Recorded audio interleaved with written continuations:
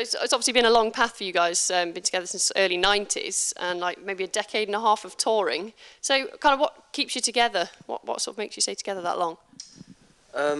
Desperation, I would say, and lack of other skills. No, I don't know. I think it's one of those strange things. If a solo artist has a long career, it's not really questioned, because I guess there's not that many people for them to fall out with. But with us, we just haven't really fallen out. So. Were you friends from sort of school days or something? Why? Slightly after school days, I think. We all lived in the same area and were in rival bands, and then sort of morphed into the same band. And that's those three. That's us. I met them in my early 20s, around 1990. Right. Something like that, yeah. Met Dodgy Club. That's right, yeah. Were you just chatting about music and then... Matthew Priest from Dodgy knew that we were like writing songs together and looking for a drummer, and he knew that Ed was a drummer, and knowing us both, he kind of intuitively thought that we were kind of like-minded souls, and just introduced us, and he was very right, you know.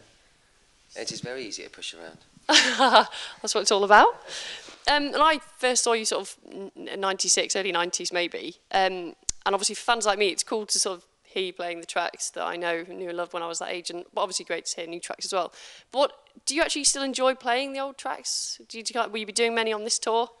Well, you can't deny that some nights when you're playing some of the songs that you've played 1,000 times, your mind wanders for a moment, really, yeah. Because it's just second nature now, and it's not that you're not enjoying it, but you're not maybe as involved in it as you are some of the other songs. Right.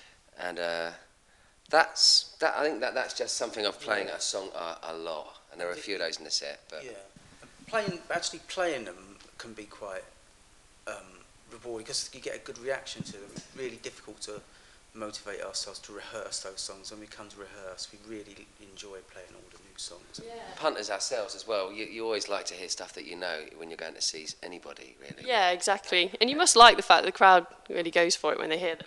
I know, it's a great compliment, isn't it? I mean, that we're still here, and people still want to hear that material. And clearly you've had some sort of pretty busy times, exciting times. So can you think of maybe a favourite few months or a favourite year that's really stuck out for you, maybe your best times?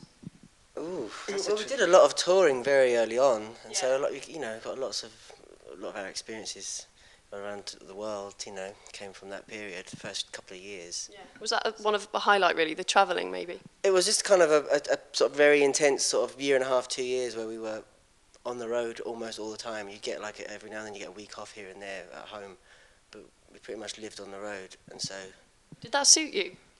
Kind of lifestyle. For a while, but I don't think anyone can do it for that, for that long, for too long. At the time. Yeah. I don't know if we'd be able to do it now. But most of you have got children now as well, so I suppose. Yeah. Children now, yeah. All of you, right? Yeah. Oh, cool. And I know you've played loads of gigs as well, but can you think of a most memorable gig? Can you think of one in particular that really stands out as a favourite? Not as a favourite, but as a most memorable, I always think about the only time we played in Bangkok in Thailand. Oh, yeah.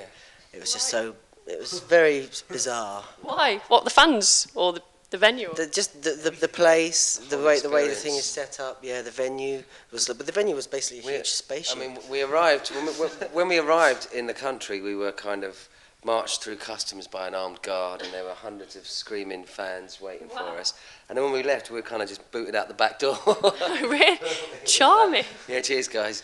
Once you're done, everyone else, And thanks very much for your dollars. But the gig was in this enormous. It was like a 12,000 capacity arena that looked like a spaceship. Huge screens. I mean, it was walking up and down, looking at ourselves on the screens. Wow. It had its strange charm, I guess. And Mark, you've made a cameo in some British comedies like Little Britain and the Adam and Joe show. Is that right? Yeah, Adam and Joe was a long time ago. That was when I was doing the thing. But we all appeared in Spaced as well. Really? How has that come about? You interested in doing any acting, or? Not really, but it's just because we got friends who make comedy programs, and they. We like to hang out with people that make you laugh. Yeah.